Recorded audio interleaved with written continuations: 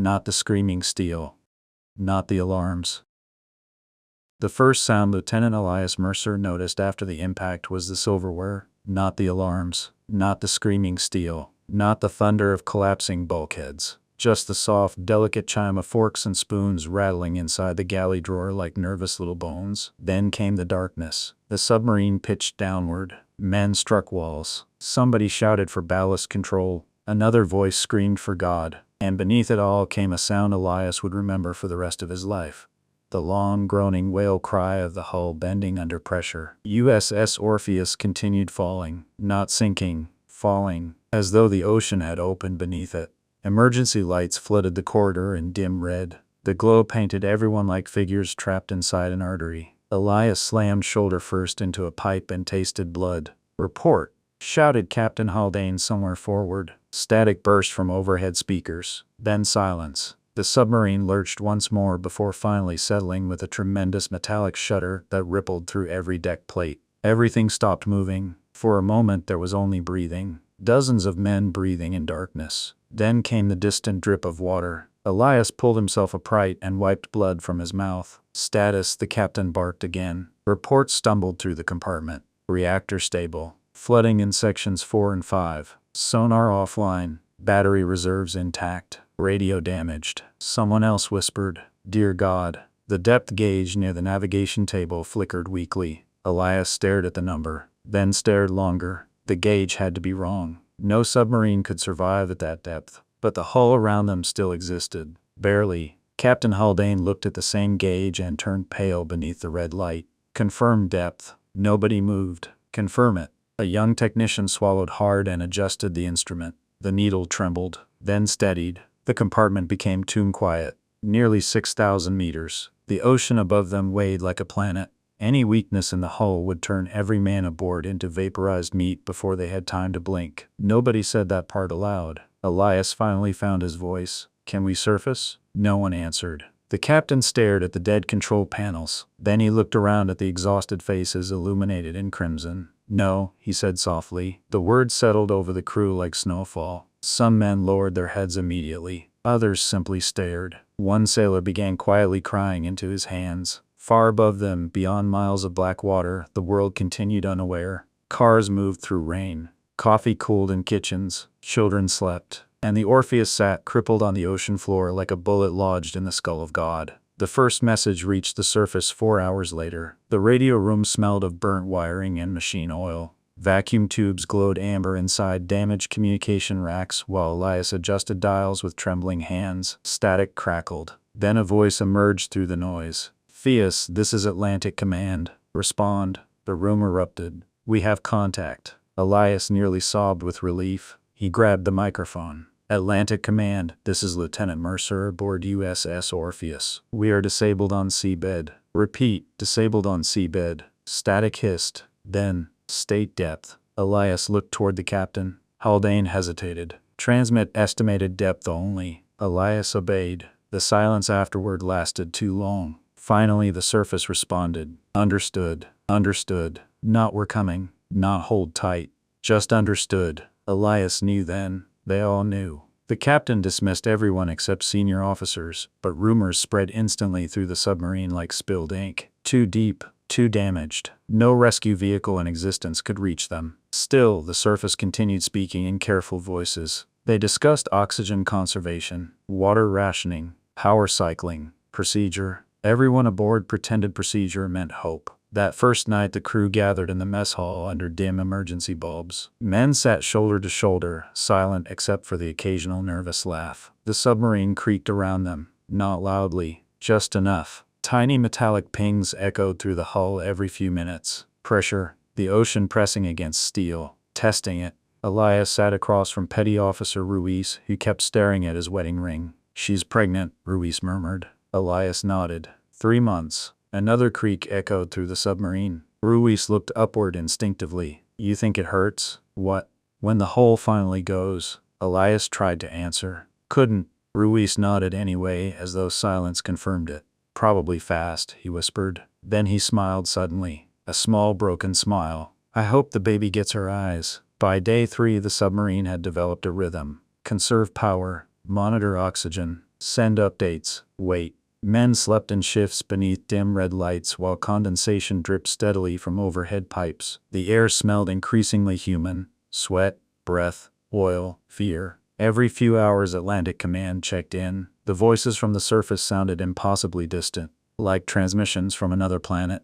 "How's the weather up there?" someone asked during one call. A woman on the surface paused. "Clear skies over Norfolk." Several crew members closed their eyes. Clear skies. Elias tried remembering sunlight on skin. He found the memory already fading. On day 5, Seaman Wilkes opened the outer hatch. Nobody knew why. One moment he was sitting quietly against the corridor wall. The next he stood abruptly and walked toward the flooded compartment. Men shouted after him. He ignored them. By the time they reached him, he already had one wheel unlocked. Captain Haldane himself tackled him away from the hatch. Wilkes screamed while 3 men restrained him. "You don't understand," he cried. "They're outside." "Who's outside?" "The divers." "There are no divers." Wilkes stared at them wildly. "Yes, there are." Then his voice cracked. "They're knocking." Everyone fell silent, because somewhere in the submarine, there actually was a knocking sound. 3 soft taps, then silence. Nobody moved. The captain ordered the compartment sealed. No one slept much afterward. By the 7th day, the radio began dying. Transmission quality deteriorated rapidly. Voices stretched and warped through static until they sounded ghost-like. Elias remained in the radio room for nearly 16 straight hours trying to maintain contact. At 2:13 a.m., Atlantic Command transmitted a message intended only for the captain, but Elias heard it. No viable recovery operation. He closed his eyes. The voice continued. "Recommend psychological stabilization and comfort prioritization." Comfort prioritization. Such gentle words for abandonment. Captain Haldane stood motionless during the transmission. Then he quietly asked everyone to leave the room except Elias. For a long time the captain said nothing. Finally, "How old are you, Mercer?" 34. The captain loosened his collar slightly. "I always thought death would feel larger somehow." Another creak rolled through the hull. Haldane looked upward. "Instead, it feels administrative." Then he smiled faintly, like waiting for paperwork. The last communication came on day 8.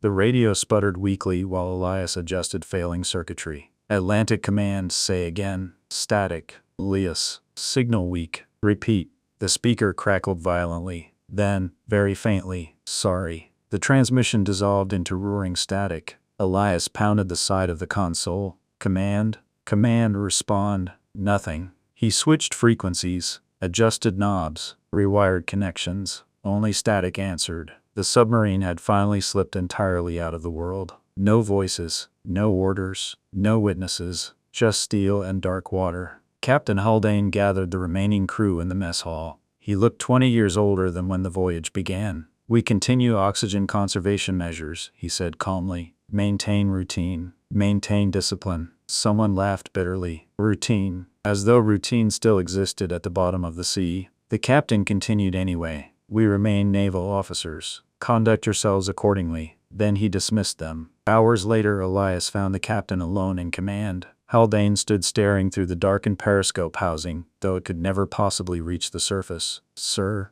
The captain didn't turn. "You know," he murmured, "when I was a boy I thought the ocean was blue all the way down." Another metallic ping echoed somewhere deep within the hull. Haldane finally looked at Elias. "It isn't." The first hallucination arrived on day 10. Elias heard music. Soft ballroom music drifting faintly through the corridor. At first he assumed someone had found an old tape recorder, but the melody grew stranger as he followed it. Warbling, distant, like a record spinning underwater. He tracked the sound all the way to torpedo storage. No one there. Only darkness and pipes. Yet the music continued. A woman singing softly in another language. Elias stood motionless. Then he noticed something impossible. Seaweed. Thin green strands swayed gently near the ceiling vent. He blinked. Gone. The music stopped. The submarine groaned around him. Elias returned to his bunk without speaking. Day 12. Ruiz stopped eating. He sat quietly at the mess table staring into untouched rations. "She was wearing yellow," he whispered suddenly. Elias frowned. "Who?" "My daughter." Ruiz smiled dreamily. "She came by earlier." Elias felt cold. "Ruiz. She's gotten taller." Ruiz turned toward him with tears in his eyes. "You know the crazy thing?" "What?" "She wasn't scared." That night Ruiz died in his sleep. No dramatic moment. No scream. Just silence. The crew wrapped his body in canvas because nobody wanted to discuss what came next. The dead occupied space, consumed oxygen. Eventually, Captain Haldane ordered bodies moved into the coldest compartment. Storage, like supplies. No one argued. By day 14, the submarine no longer felt mechanical. It felt biological. The pipes pulsed like arteries. Condensation dripped rhythmically like saliva. The walls emitted long, low groans resembling distant animal calls. Sometimes Elias spoke to the vessel itself. "Easy," he whispered during one particularly violent creak. "We're still here." The submarine answered with another metallic moan. He began imagining the Orpheus was afraid too. Sleep became dangerous. Dreams bled into waking life. Elias awoke one morning convinced sunlight was pouring through the compartment hatch. He smiled before realizing it was merely a flickering bulb. Later he heard gulls. Actual gulls. Their cries echoed faintly through ventilation shafts. Others heard things too. Laughter. Footsteps. Music. One sailor insisted he smelled barbecue drifting through the submarine. Another claimed seawater was leaking upward from the floor. Captain Haldane remained composed longest. Until day 16. Elias found him seated alone in command wearing his dress uniform. Metals polished. Shoes shined. "What's happening, sir?" The captain looked around vaguely. "Inspection." "Inspection?" "Yes." Haldane nodded toward empty air. "Admiral's aboard." Elias followed the captain's gaze. "No one there." Haldane smiled politely at the invisible figure, then whispered, "We passed." The oxygen warning alarm began sounding intermittently on day 17. A slow repeating tone, not loud, just persistent. The submarine itself seemed tired. Lights dimmed further. Air thickened. Men moved sluggishly through corridors. Conversation became rare. Elias spent hours lying in his bunk listening to the ocean pressing against the hull. Sometimes he imagined gigantic creatures moving outside, not attacking, simply observing,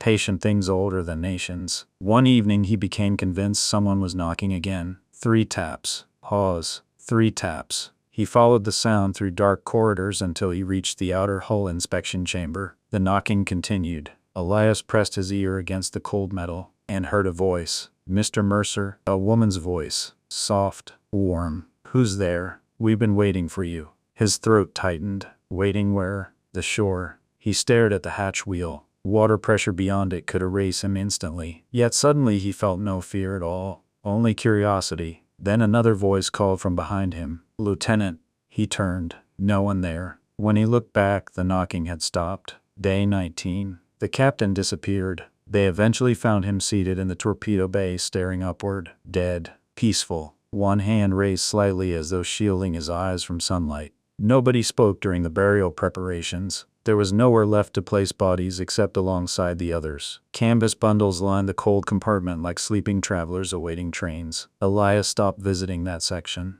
He preferred pretending everyone still occupied their stations. Sometimes he even spoke to them. "Morning, Ruiz. How's sonar today?" "Coffee's terrible." He often answered himself in their voices. It felt comforting. The submarine no longer seemed doomed, only distant. Far from shore, far from noise, far from obligation. The pressure groans outside became almost soothing. Whale songs from a dark, enormous world. Final day. Elias awoke smiling. Warm sunlight touched his face. He could hear waves nearby. For a moment he remained perfectly still, savoring the sensation of a soft ocean breeze against his skin. Then he opened his eyes. The submarine corridor remained dark and red, but something had changed. The fear was gone, entirely gone. He stood slowly and walked through the vessel. The emergency lights now resembled lanterns along a seaside boardwalk. Condensation glittered beautifully. The metallic creaks sounded like docks shifting peacefully with the tide. Elias laughed quietly. "Beautiful place," he murmured. He entered the mess hall, but it was no longer the mess hall. In his mind it had become an open-air resort bar overlooking a brilliant turquoise sea. Crewmen sat laughing around tables. Alive again. Ruiz waved him over wearing sunglasses and a loose white shirt. "Took you long enough," Ruiz said. Elias grinned. "Had trouble finding the beach." Music drifted through warm air. The same distant melody he'd heard days earlier, only clearer now. Gentle piano. Clinking glasses. Somewhere nearby children laughed. Elias sat beside his friends. None of them looked frightened anymore. No one mentioned the submarine. No one mentioned death. A waitress appeared carrying drinks covered in condensation. She looked vaguely familiar. Perhaps the woman from behind the hatch. She smiled warmly as she handed Elias a glass. "Long trip?" she asked. "The longest. You can rest now." He nodded. Outside the imaginary window, sunlight danced across endless water. Golden, peaceful, beautiful. Somewhere deep beneath the hallucination, alarms still pulsed weakly through the dying submarine. Oxygen depleted, systems failing, metal groaning under impossible pressure. But Elias barely heard them now. He leaned back in his chair and closed his eyes. Warm wind touched his face. Far away, something enormous moved through the deep darkness surrounding the Orpheus. Or perhaps nothing moved at all. Perhaps the submarine remained perfectly silent on the ocean floor. Perhaps Lieutenant Elias Mercer died there alone in darkness. Or perhaps, in the final merciful architecture of a starving mind, he truly did arrive someplace gentle at the edge of the sea. The music continued. Waves rolled softly against the shore, and Lieutenant Mercer smiled as though watching the sunset.